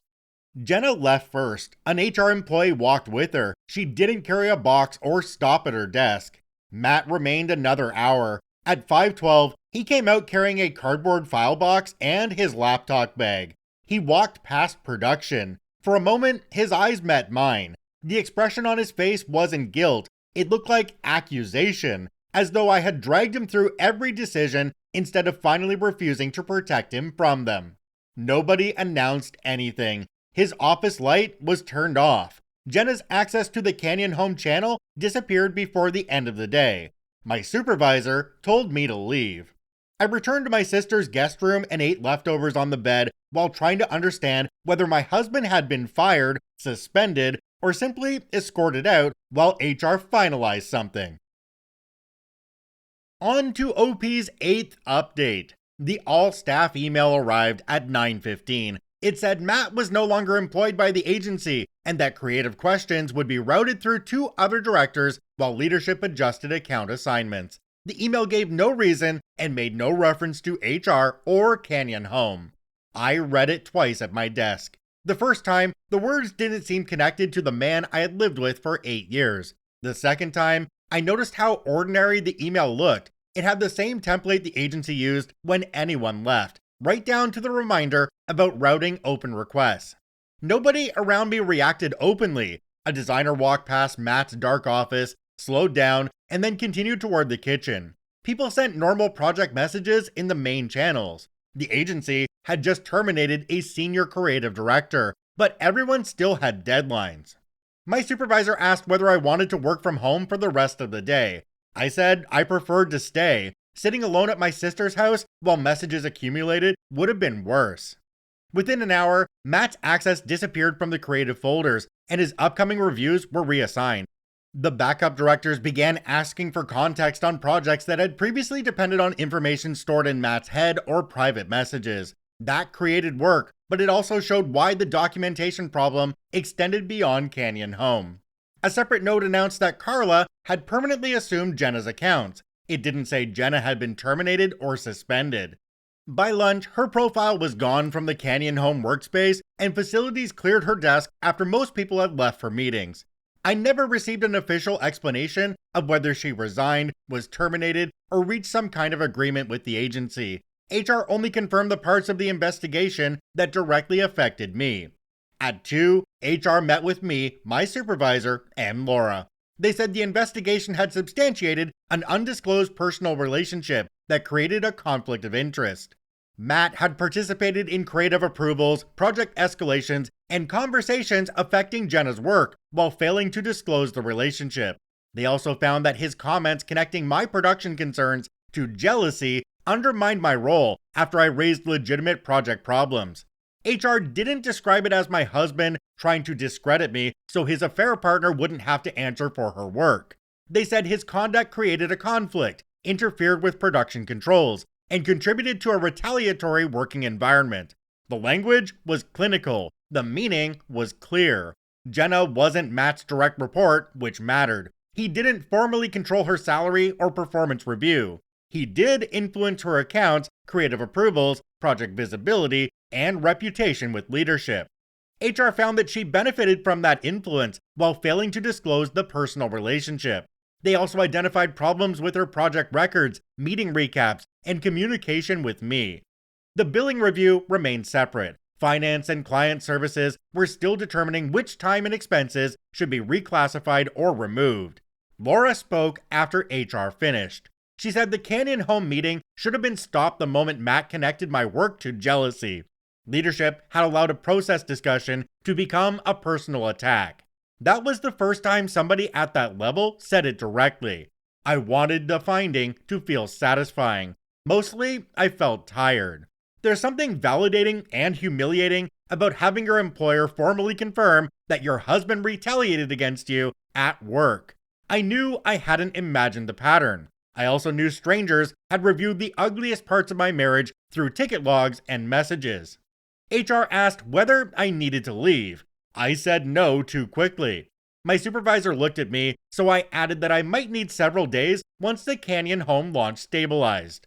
Laura said the agency would support that. They also asked whether I was willing to continue leading production on Canyon Home through launch. I said yes, with conditions. My other workload needed to remain reduced. The temporary assignment had to be documented.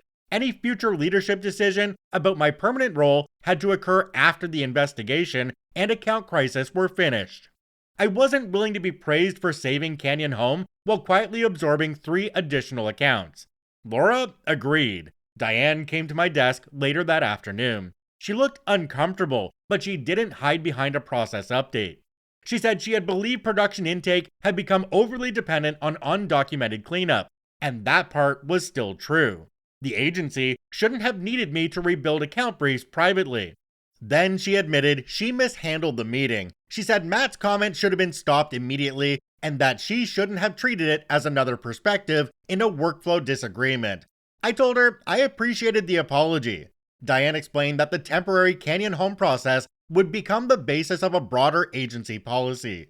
Production wouldn't be expected to repair account briefs invisibly. Missing inputs would remain attached to accounts. Creative approvals around known blockers would stay in the project history, and any cleanup production absorbed would be tracked as actual work. Basically, the agency discovered accountability after nearly losing a major client. Canyon Home remained angry but practical. Carla and I had the daily status call at 4. Nobody mentioned Matt or Jenna. The client asked about proof dates, the billing review, and who now held approval authority. The product cards were moving again. Legal had resolved the final names with one minor copy change. Shelf signage quantities were correct. Packaging concepts were still alive. Social had been split into 2 tracks, preventing unresolved product claims from stopping all the footage. The launch wasn't elegant. It was functioning. After the call, Canyon Homes operation lead stayed online for a moment and said the new structure was better. He meant the project structure, not my life. I still appreciated it. Matt began texting around 6. I was at my sister's kitchen table with my laptop open while she made dinner. He asked when I was returning to the house, then said Laura and HR had overreacted because the agency was afraid of losing Canyon Home. A third message complained that Jenna had been treated unfairly. That was the one that upset me. Matt had lost his job. Our marriage was ending. HR had found enough evidence to take employment action. Canyon Home was receiving billing adjustments. He was still worried about whether Jenna was being treated fairly. My sister offered to take my phone away. I put it face down instead. The next morning, my lawyer sent formal communication to Matt. Divorce-related discussions would go through counsel unless they involved immediate household logistics. He was also instructed not to come to my sister's home. Seeing that boundary in writing helped more than I expected. Eli messaged me later. Jenna had returned to their apartment, blamed him for accessing the tablet, blamed me for involving HR, and blamed Matt for failing to protect her. Then she packed a bag and left again. The engagement was over. I told Eli I was sorry we both had found out the way we did. He said the same. We didn't turn the situation into a support group. Neither of us wanted our separation process to have a shared chat centered on Matt and Jenna. Work became quieter after they were gone, although it wasn't calm. People were careful around me. Nobody asked direct questions, although several coworkers checked in without forcing me to explain anything. Nate brought coffee twice. He mostly stopped making jokes after he realized I was genuinely struggling, which I appreciated more than any joke. Carla and I rebuilt Canyon Home one project at a time. Daily updates became boring, which was the goal. Green meant the work was ready, yellow identified a specific risk, and red meant somebody needed to make a decision. Finance eventually completed the billing review and issued a client credit. I never learned the total amount. Some time was reclassified as non-billable internal work, unsupported expenses were removed, and the client received a formal explanation. The agency didn't identify Matt or Jenna in that letter, but Canyon Home understood that staffing changes had occurred. They stayed. That surprised me. They reduced one optional piece of scope and required more oversight, but they kept the launch. 3 days later, Matt came to the house while my sister and I were collecting more of my clothes. My lawyer had already instructed him to keep any interaction at the house limited to immediate logistics. Waiting in the driveway to argue about our marriage wasn't part of that. He was there when we came out carrying bags. He looked exhausted, his shirt was wrinkled, and he hadn't shaved. My sister stepped between us immediately. Matt said he wanted 5 minutes. I told him to contact my attorney. He said, "We're still married." My sister began recording when he moved closer. Matt said HR made him look predatory. Canyon Home's billing issues were normal agency chaos, and I had turned everyone against him. He admitted he made mistakes, but said I was destroying the marriage over work. I told him the affair destroyed the marriage. The records destroyed his job. He tried to continue, but my sister told him he was being recorded and needed to leave. That finally worked. I shook for a long time after he drove away. Not because I believed he would hurt me. My body spent days absorbing meetings, evidence, calls, and messages. The shaking seemed to arrive when the immediate crisis finally paused. The divorce papers went out that afternoon. Matt's attorney responded quickly. The first proposed agreement included a mutual non-disparagement clause, which was expected. It also included language stating that neither party had intentionally harmed the other's employment, reputation, or professional opportunities. My lawyer rejected that section. The divorce agreement would resolve the marriage. It wasn't going to rewrite the agency's HR findings. Canyon Home still needed final product card proofs the following morning. I went to work. And here we are, the long-awaited final update. It's been 8 months since Matt walked past production carrying that cardboard box. The divorce is final. Matt and Jenna are no longer at the agency. Canyon Home stayed. The private label launch was completed, although not exactly according to the original plan. Its first wave went out late, several social assets moved into a second phase, and one optional campaign element was removed. The printed product cards also required a rush proof cycle that made everybody in production look older by the end of the week. What mattered was that the work went out correctly. That mattered more than preserving the original calendar. Once the first wave was delivered, I took 4 days off. HR had offered leave earlier, but taking it in the middle of the recovery would have created more anxiety than relief. By the time the urgent work was finished, I was running on coffee, lists, and the assumption that something else would go wrong if I stopped looking at my phone. I spent the first day at my sister's house sleeping at strange hours. On the second day, we went to the marital house while Matt was away so I could collect more clothes and personal records. I kept finding ordinary things that felt unexpectedly difficult. A mug we bought on vacation, the spare key on my old keyring, a stack of mail with both our names. My lawyer had warned me that practical separation often made the end of a marriage feel more real than discovering the affair. She was right. The photograph had produced shock and anger. Dividing insurance policies and deciding who kept the dining table produced grief. I returned to work after the 4 days because structure helped. The Canyon Home schedule no longer depended entirely on me, which was the first sign the recovery process was actually working. Carla could answer the client without calling me. My supervisor could see every blocker. Nate knew which files were approved without searching through private messages. Canyon Home reduced its scope for 1 quarter while the agency rebuilt trust. Their procurement team reviewed our invoices more closely, and their marketing manager asked sharper questions on every status call. I preferred that. By the next seasonal campaign, the account had stabilized. During the post-launch review, Canyon Home told Laura that the recovery process was the reason they remained with the agency. Canyon Home didn't credit the original creative presentation, Matt's brand vision, or Jenna's relationship management. They said the production recovery process was the reason they remained, the thing that Matt had described as jealousy and Diane had initially called friction. The divorce itself was far less dramatic than the events leading to it. There was no courtroom confrontation where a judge announced that Matt was a terrible person. Most of the process involved lawyers, financial statements, appraisals, insurance forms, and emails with subject lines so dull they felt insulting. Matt's first proposed settlement included that language claiming neither of us had harmed the other's employment or professional reputation. My lawyer rejected it immediately. The final agreement included a standard mutual non-disparagement clause and restrictions against identifying personal financial information. Nothing said I had caused his termination, and nothing required me to pretend the affair or HR investigation had been a misunderstanding. We sold the house. That part hurt more than I expected. I kept imagining I would feel relieved when I walked out after the final inspection.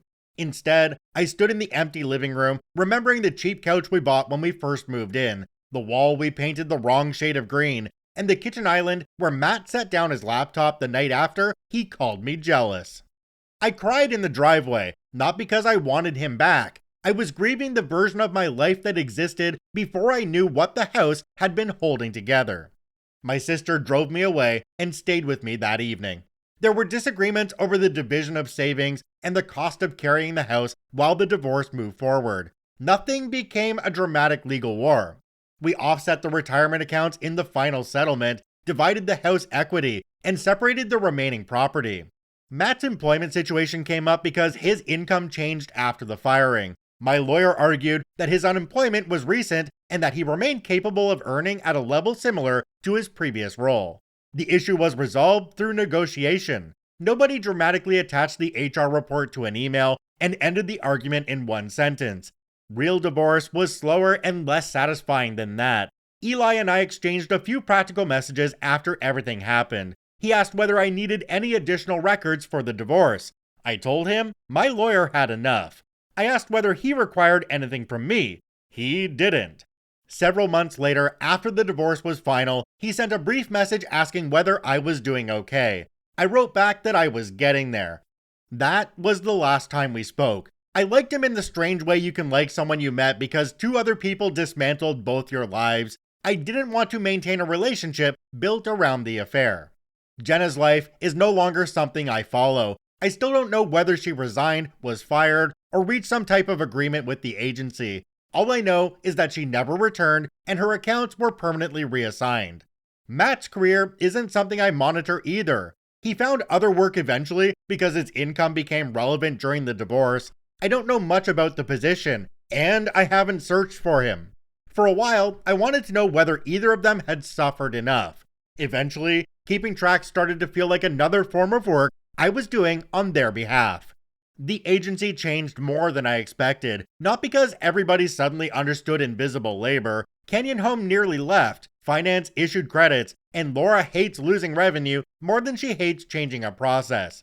Production intake now has actual authority. Major projects can't move into active production until required fields are complete.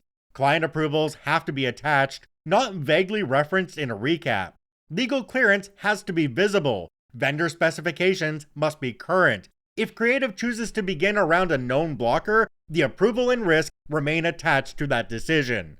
If production cleans up account inputs, the time is coded separately. The first month was difficult. Several account employees complained that the process was too rigid, and creative hated it more. People who relied on hallway conversations and quiet favors suddenly had to document what had been decided. Some acted as though the project record existed to embarrass them. The first real test came from an unrelated retail account. The client wanted quick holiday window concepts, but accounts submitted the request without confirming the number of stores, the available display sizes, or whether the client wanted sketches or production-ready layouts. Creative argued that requiring all the information would slow down brainstorming. Production argued that calling the task holiday windows without defining the deliverable would create the same problem we had just spent months correcting. Under the revised rule, we opened a limited concept task with a small number of hours and a clearly stated purpose. The designers could explore ideas without pretending the job was ready for estimates or production. Accounts had to open a separate implementation task once the client chose a direction and supplied the store information. It worked. The client received early ideas quickly, production didn't schedule a printer against imaginary quantities, and nobody had to rewrite history later to explain why the first deadline moved. The process also failed a few times. One account lead marked a job complete by attaching a screenshot of a client approval instead of the full email. The screenshot cut off a condition requiring a copy change. Production caught it during proofing, and the job slipped by a day.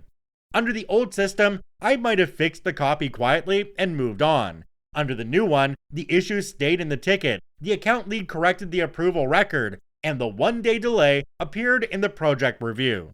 Nobody was fired. Nobody received a dramatic lecture. The point wasn't punishment. The record allowed us to fix the specific habit instead of treating the delay as a mysterious production friction. One account manager asked whether production was trying to make everybody look bad. I told her the record could only show what had been submitted. Diane and I work better together now. We aren't friends and we still disagree. The first agency-wide intake meeting under the new process nearly fell apart because account wanted exceptions for fast-moving opportunities and creative wanted concept work excluded from the required fields. Diane initially supported a broad exception. I showed her how easily every incomplete project could be described as fast-moving once a deadline became uncomfortable. My supervisor proposed a narrower rule. Concept work could begin with limited inputs, but the task had to be labeled concepting and couldn't quietly become production art without a new review. Diane accepted that compromise. That interaction was more useful than another apology would have been. She consulted production before finalizing the policy and changed her position when the operational problem was explained. My temporary Canyon Home assignment continued through the end of the launch. Afterward, I returned to my normal title while Laura and my supervisor reviewed what the agency actually needed from production leadership. The promotion didn't appear as an immediate reward for reporting Matt. I interviewed for the expanded role, submitted a proposal for the department structure, and negotiated the salary after HR completed the investigation. Laura promoted me in January, several months after the crisis. My title is now Director of Production Operations. I oversee traffic, production intake, vendor scheduling, and delivery processes across the agency's major accounts. I didn't replace Matt. He worked in creative, my role is in operations. I didn't take his office or his title. The agency finally acknowledged that the department he treated like administrative support had been protecting its largest accounts from problems leadership couldn't see. Nate remained the senior production artist. He said he had no interest in becoming a manager, which I believed because he visibly recoils whenever a meeting title contains the word leadership. What changed for him was that he could finally refuse undocumented work without needing me to translate the refusal into softer language. We also hired another traffic coordinator. That may be the most meaningful change of all. For years, leadership described production as lean but effective. Once cleanup hours became visible, they could see the cost of being lean. Work that looked free had a dollar amount and a person attached to it. The hiring process took longer than I wanted. Finance questioned whether the Canyon home recovery hours represented a temporary spike rather than ongoing workload. We tracked 3 more months of intake cleanup, vendor coordination, and preventable rework before the position was approved. The new coordinator didn't magically solve everything. Training someone created more work at first, and several departments continued sending requests directly to whoever they thought would say yes. Still, there was finally another person who could own routine intake while I dealt with major schedules and process problems. Headcount became easier to justify once the hidden work had a number attached to it. The Canyon home account is still demanding. Their marketing manager reads every status update carefully. Procurement asks for documentation. Their operations lead notices immediately when a date changes. Those things no longer bother me. Sharp questions are manageable when the answers exist. Their latest seasonal campaign launched on time. Nate brought cupcakes. Carla ate 2 while claiming she didn't want one. Diane described the launch as a successful example of disciplined cross-functional execution. Production described it as everybody attaching the files they were supposed to attach. Both descriptions were true. I have my own apartment now. It's smaller than the house, the parking is terrible, and the living room windows get excellent afternoon light. For the first few weeks, I kept buying groceries as if 2 people lived there. I would reach for the coffee Matt preferred or put something in the cart because it had always been his snack. Then I'd remember halfway through the store that nobody was waiting for it. Other adjustments were easier. I could leave work without wondering whether Matt had already heard about a problem through Jenna. My phone could light up at night without my stomach tightening because I thought his expression would change when he read a message. I stopped listening for him to come through the door. The apartment felt temporary at first. I used boxes as side tables and delayed hanging pictures because part of me expected another move. Eventually, my sister arrived with a drill and refused to let me describe bare walls as minimalist. Sometimes I miss being married. I miss having somebody to text when the grocery store is out of our usual coffee. I miss sitting beside someone during a boring television show. I miss the shape of the life I thought I had. I don't miss Matt. That distinction took time to understand. For months, I wanted an apology from him. I wanted him to admit he had lied and acknowledge that he used my work to protect Jenna, then treated my competence like proof I would continue doing it. That apology never came. What I got were statements about regretting how events unfolded, how work became involved, and what the consequences had cost him. Missing from all of them was an apology for choosing the affair or humiliating me when I became inconvenient. I no longer needed him to say it. The record showed what happened, and both the client and the agency saw it. Eventually, I could see it too without waiting for Matt to explain it differently. My own part has been harder to examine. I ignored signs because I wanted my marriage to be fine. Fixing Jenna's tickets felt responsible because allowing them to fail would hurt everyone around her. And helping Matt after hours seemed like a normal thing to do for my husband. Somewhere in all of that, I confused being useful with being protected.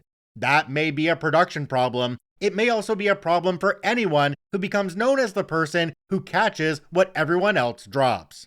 You keep catching things because the consequences matter. Eventually, people stop noticing who keeps throwing them. I'm trying to stop doing that. I still care about the work and prevent avoidable disasters. The difference is that I don't hide where the disaster came from.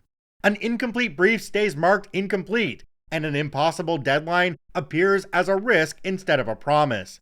Rework has hours attached to it. Approving around a blocker leaves the decision connected to the person who made it. When someone asks for a quiet favor that would hide a larger problem, my first question is where they want it documented. People don't always like that. I can live with that.